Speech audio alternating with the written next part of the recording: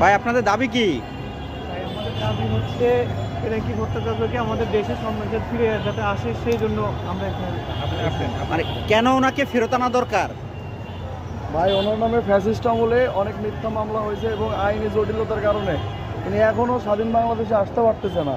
আমরা ওনার আনার যত প্রসেস আছে সমস্ত প্রসেস পুরা করে প্রধান উপদেষ্টা সহ সমন্বয়কদেরকে আহ্বান করতেছি তাকে যাতে অতি দ্রুত বাংলাদেশে আনা হয়।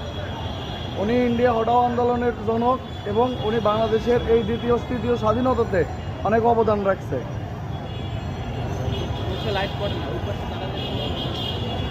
একটু অন্ধকারে আলো আছে।